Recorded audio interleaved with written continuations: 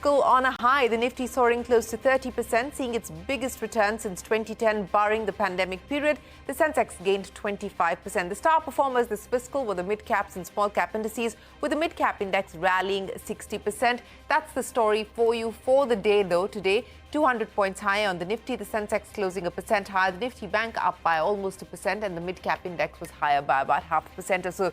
Surbhi standing by with the year gone by and the key triggers for the year ahead. Surbhi. Well, Shireen, it's wide smiles as we wrap up FY24. So the numbers first for the year gone by, and the numbers are looking really good. 32% up on the large cap index on the Nifty. The mid cap index up by about 60%. But the real story was in the small cap side of the market. That index was soaring almost 70 to 75%. But, we must keep our performance in context with the rest of the world. So I thought we'll, bring up some of the big markets here as well. So we're up 32%. The Dow's up 22%. But the real story was, again, the NASDAQ, right? This whole NVIDIA-led rally, the Magnificent Seven, as they're called. So 40% up on the NASDAQ, and Japan has been the other story of the last fiscal year.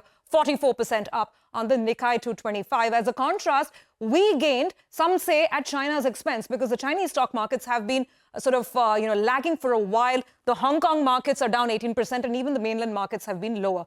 So let's just, put some more perspective into what worked for our market here.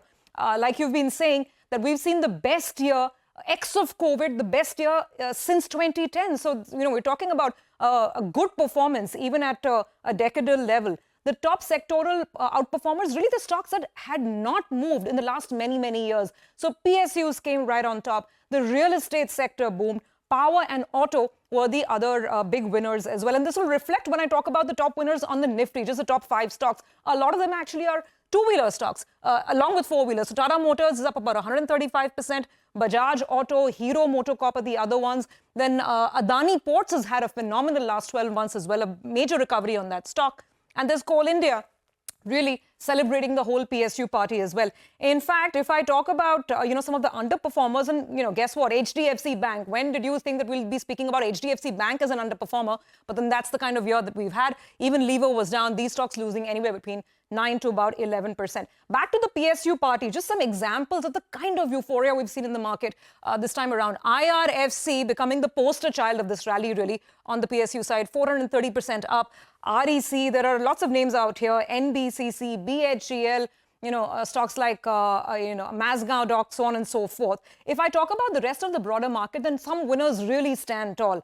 Suzlon, Zomato, Adani Power, Trent, Wockhardt, all of these stocks have tracked gains ranging anywhere between 100% to, over 200-odd%. So what are the factors that are really working for the bulls? Number one, the surging retail flows in the market. On a steady state basis, every single month we are getting between 15,000 to going all the way up to 18,000 crore rupees in SIP flows. And that's a huge change factor that people point out. The second is expectations of very consistent earnings growth. There's no sign of earnings disappointing. In fact, expectations for FY25 for the Nifty stand at around 12 to 15%. Then we talk about the rate cut expectations. I mean, globally, the Fed is still expected to cut 3 times this year. Let's see if that happens or not. And there's a talk of benign, ample liquidity. And not just that, when we talk about India, the fact that we get added on to these global bond indices, the Bloomberg index and the bigger JP Morgan index, that is keeping a lid on yields. I mean, the expectation is that the Indian 10-year yield perhaps could slip below the 7% mark. So that's, of course, working very well for the bulls. The factors to watch: crude. A lot of global projections say crude oil prices could be heading above 90, maybe even touching $100 a barrel. So that's a big watch point as we look at geopolitics as well. And the pace of rate cuts. Will we really get 3 or not? Could there be a disappointment from the Fed? That's an important one. Then, of course, there's election-related volatility that the market has to be ready for. And last but not the least, as this party continues, the gatekeepers are keeping a very tight watch. We've seen heightened regulatory action from the Reserve Bank of India and from SEBI, and that might continue. So investors will have to navigate all this carefully as well. Well, they certainly will. But for the year, it's been a party on the Lal Street. Surbhi, many thanks for joining us with FY24, the year that was for the market. 75 IPOs.